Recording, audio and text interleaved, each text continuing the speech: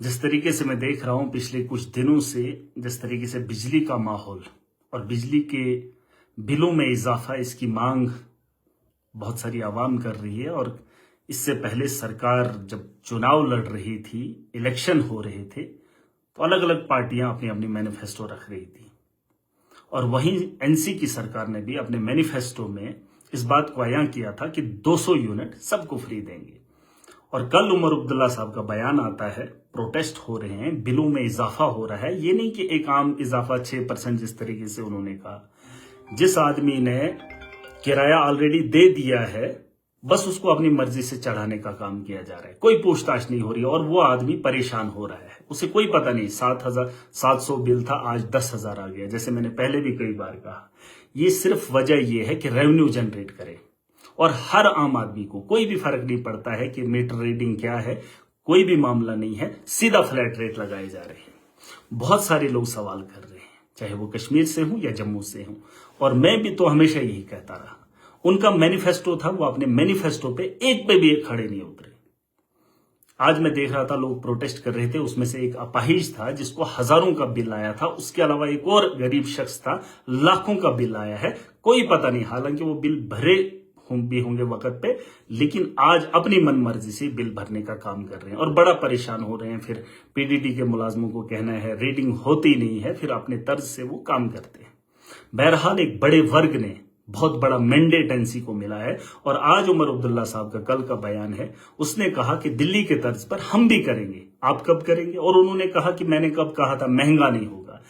अरे अगर हमने मोदी के आने के बाद दिल्ली के अंदर 200 यूनिट बिजली पूरे दिल्ली वालों को फ्री दी, पंजाब के अंदर 300 यूनिट फ्री दी, और जम्मू कश्मीर के अंदर इतने रिसोर्सेज हैं हमारे, इतने पावर प्रोजेक्ट हैं, उसके बावजूद भी आप 200 यूनिट किसी को फ्री नहीं दे रहे, बस बढ़ाने का काम कर रहे हैं और कह रहे हैं कि ये कोई आम बात नहीं। हमने दिल्ली के अंदर करके दिखाया, 10 साल हमारी सरकार रही। आज अगर आपको मौका दिया था, तुमने खुद कहा था 200 यूनिट, तो 200 यूनिट है कहां? और लोग खामोशी से तमाशा देख रहे हैं, अपोजिशन को मौका मिल रहा है और उमर साहब इस पे बात ही नहीं करना चाहते। उन्होंने कहा हमने कब कहा था कि हम नहीं बढ़ाएंगे। अरे बढ़ाने, तुमने किया क्या काम?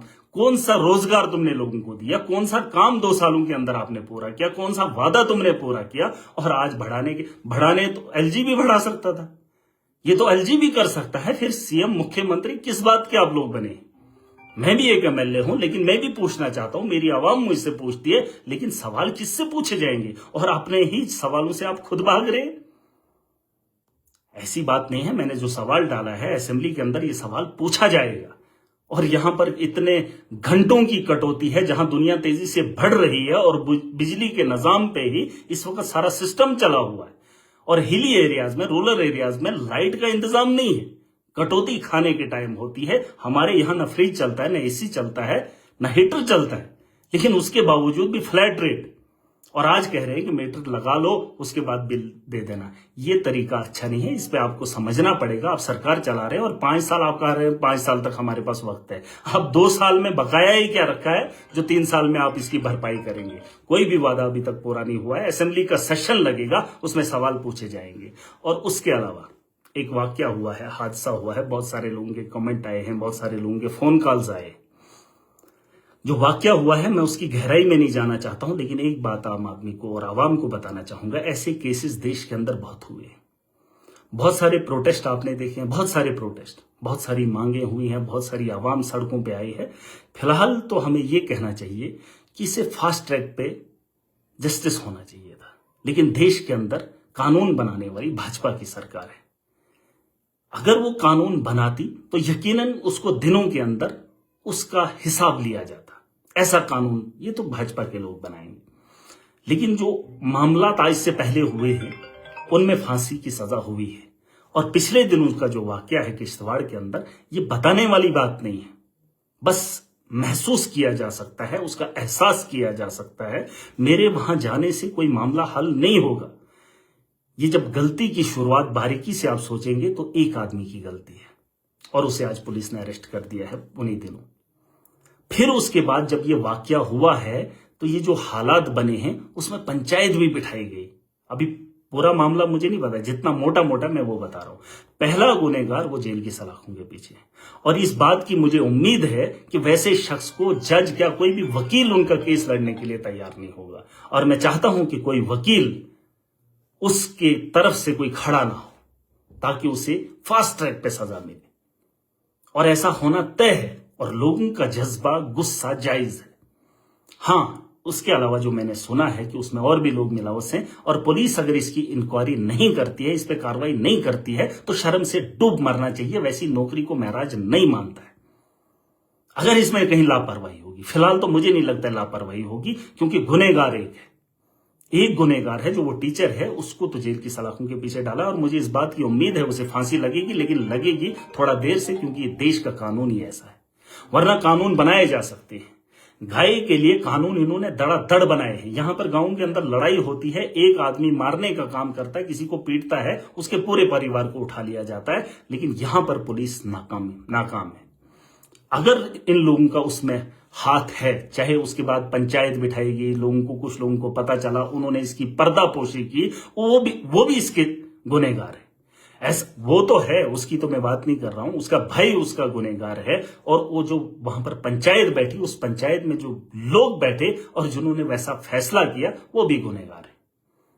और उसके अलावा जिन डॉक्टरों ने इसका ये जो काम किया है, जो भी किया, मुझे उसमें बहस नहीं करनी है, उनको भी सजा मिलनी चाहिए। यहां तो शक की बुनियाद पर आप बंदे यूं ही उठा लेते हो, पर्चे के अंदर दनादन बंदे ठोक देते हो। एक बच्ची का कत्ल हुआ है, और बेदर्दी से, और इसमें अगर एडमिनिस्ट्रेशन और पुलिस प्रोटेस्ट करना पड़े, हंगामा करना पड़े, और उनको सजा की मांग करनी पड़े, तो वैसी जमहूरियत को महराज नहीं मानता।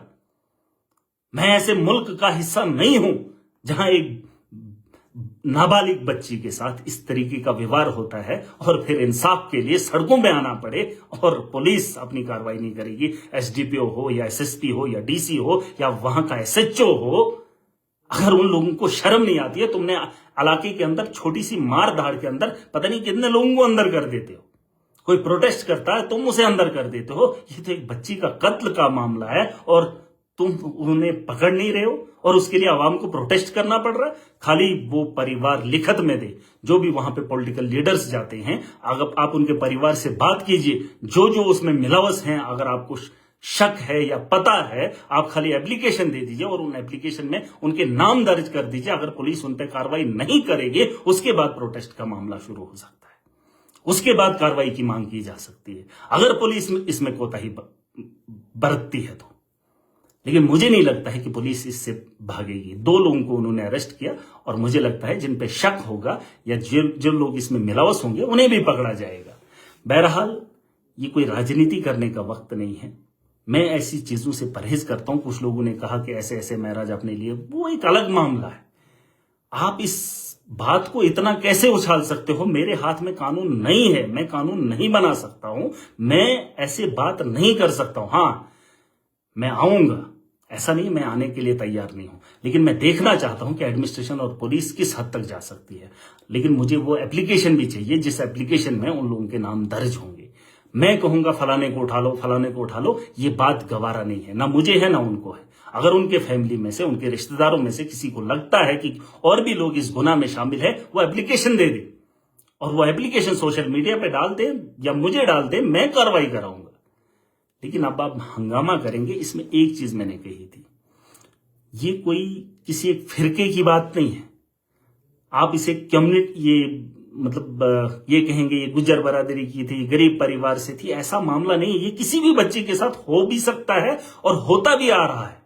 कहीं जगहों पे छुपाया जाता है, दिखाया नहीं जाता है, लेकिन कहीं पे खुल के सामने आ जाता है तो बात बढ़ जाती है। वरना इस मामले में भी क्या ये मामला क्या छुपा हुआ था, पोशीदा था? क्या वहां के लोगों को नहीं पता था? क्या उस इलाके के जीशोर लोगों के पास ये बात नहीं पहुंची? उन लोगों ने खामोशी की। उन लोगों के खिलाफ भी कार्रवाई होनी चाहिए जिन्होंने इस पर पर्दा डालने की कोशिश की, और उन डॉक्टरों के खिलाफ भी जिन्होंने ये कत्ल किया है, और इस तरीके से एक बच्ची का कत्ल किया है। मैंने कहा है कि आप इसको उस तर्ज पे मत आंकिए वो गरीब की बच्ची थी। मैं ये नहीं कह रहा हूं, वो एक बच्ची है। कौन सी बच्ची किसके घर में जन्म लेती है किसी को नहीं पता है। अमीर बच्चों का कोई ठप्पा नहीं होता है। अरे बच्ची थी छोटी, आप उसकी बात कर रहे हैं, उसको एक अलग रंग दे रहे हैं, मैं उसको नहीं मानता हूं। मेरा एक अलग कैरेक्टर है, मेरा अपना एक किरदार है, जिस तर्ज पे मैं चलता हूं वो सबको पता है। मेरे यहां भेदभाव नहीं है, मेरे यहां सिर्फ इंसानियत है। आप फिरकों में बांट सकते हो, दूसरों को बांट सकते हो, मेरा वो काम नहीं।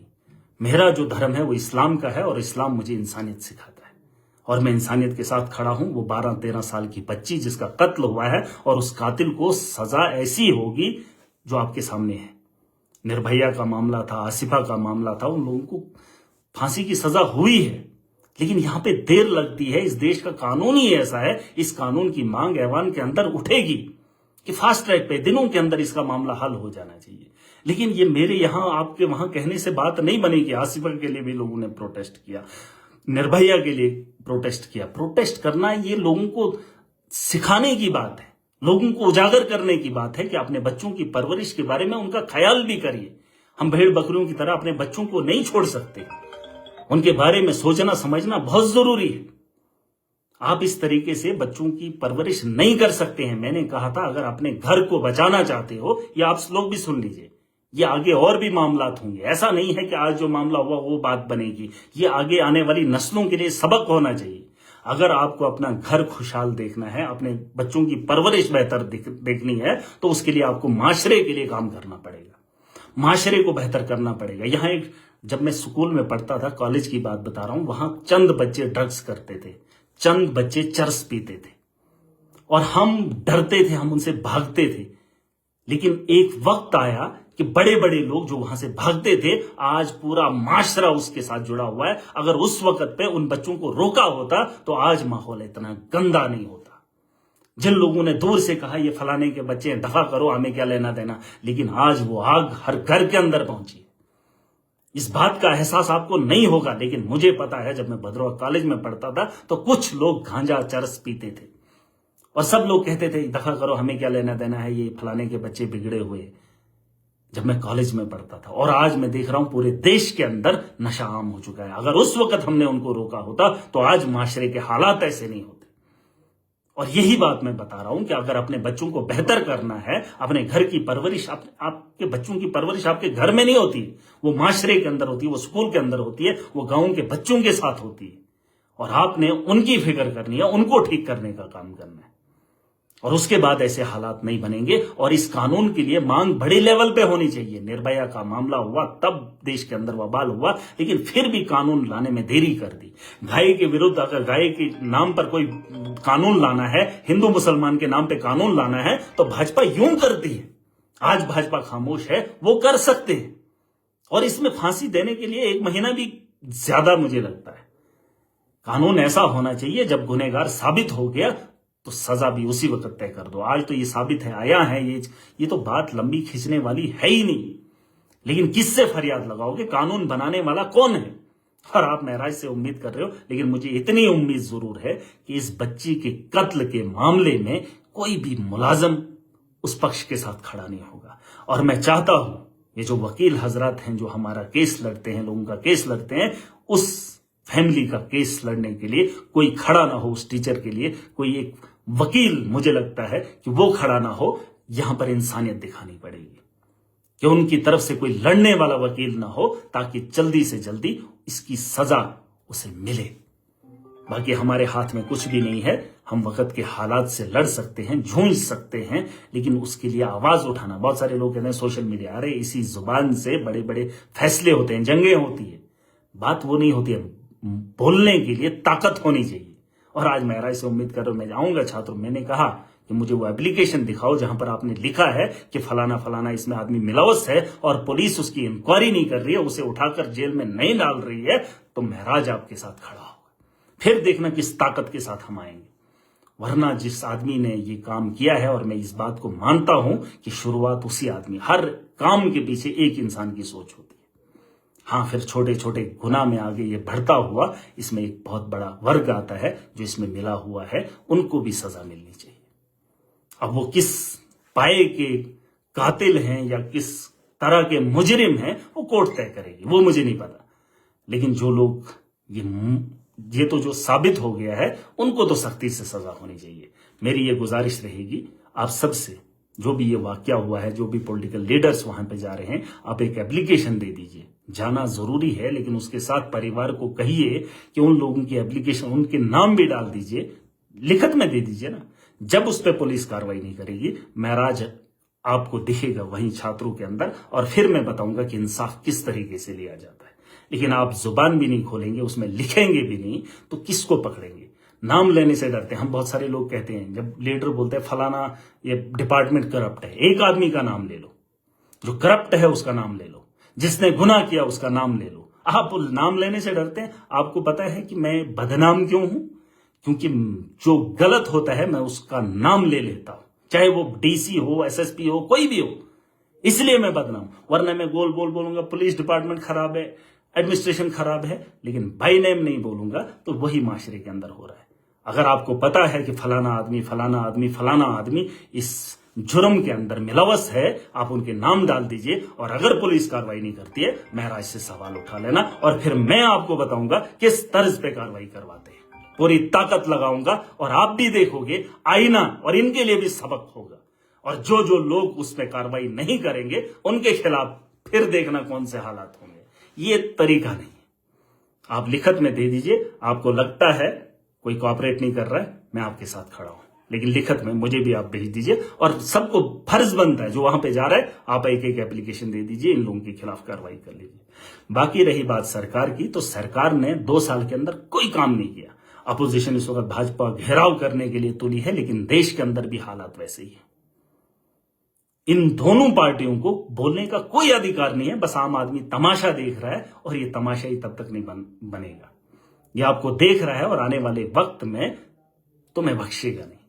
बेहतर होगा, बिजली के बारे में मैंने आज भी लिखा था, अगर उमर साहब सच में मुझे मौका देंगे तो हम बता देंगे कैसे काम किया जाता है। हमने दिल्ली के अंदर, अरविंद जी ने दिल्ली के अंदर ये काम कर दिया है, दिल्ली के स्कूल बनाए। आज अरविंद जी का ट्वीट भी आया, उसने खुद भी कहा कि भाजपा, आज हमारे पंजाब के स्कूलों की बात हो रही है, हमने कहा 1000 स्कूल हमारे भी देख लीजिए, और गुजरात में 30 साल भाजपा की सरकार है, उसे भी देख लीजिए, और देखेंगे कि किन लोगों ने एजुकेशन के अंदर रेवोल्यूशन लाया। और वही बात जम्मू कश्मीर के अंदर है। आप ये मत कहिए कि देश के अंदर महंगाई है। जब मोदी 2014 में आया था, तब देश के अंदर काला धन लाने की बात हुई थी, उसके बाद लूट शुरू हुई थी, लेकिन दिल्ली के लोगों को हमने राहत दी थी, क्योंकि दिल्ली का मुख्यमंत्री अरविंद केजरीवाल बना था। उसी ने स्कूल बनाए, उसी ने हॉस्पिटल बनाए, उसी ने बिजली फ्री दी। और आप जम्मू कश्मीर के अंदर कह रहे हैं महंगाई हो रही है, तो इसलिए हम बढ़ा रहे। आपको बढ़ाने की, फिर आपका काम क्या है? वहां विजय थलापति लोगों के लिए काम कर रहा है, वो भी देश के एक हिस्से में काम कर रहा है। और ये कोई एक्सक्यूज ना हम मानेंगे ना हम मानते हैं। बेहतर होगा अपने काम को कीजिए, जो भी हालात है उन्हें बेहतर कीजिए। हमारे भी सवाल आते हैं, असेंबली का सेशन लगेगा, और वहां पर आम आदमी की आवाज को पूरी ताकत से उठाया जाएगा। और रही बात इस मामले की, तो मैं फिर से गुजारिश करना चाहूंगा उन जी-शऊर लोगों को, आप वहां पर जा रहे हैं, एप्लीकेशन लिख लीजिए। जिन जिन लोगों के नाम वहां पे आ रहे हैं, वो एसएसपी किश्तवाड़ को दे दीजिए। अगर एसएसपी पुलिस के लोग उनको उठाने में कोई कोताही कर रहे हैं, फिर जाके महराज वहां पर आएगा, और पूरी ताकत के साथ। और हमारा तरीका अलग है, हम तब तक नहीं मानते हैं जब तक न काम पूरा करवाएंगे। और ये मैं ऐसे नहीं कह रहा हूं, बराबर तरीके से कह रहा हूं, ये चीज होनी नहीं चाहिए थी। अगर ये वाकया हो गया है, तो इस पे इंसाफ को तो मोहर लगानी पड़ेगी, ताकि आइंदा आने वाले कल में कोई ऐसा गुनाह करने से पहले 100 बार सोचे। और इसके लिए आपको भी सोचना पड़ेगा, 100 बार सोचना पड़ेगा।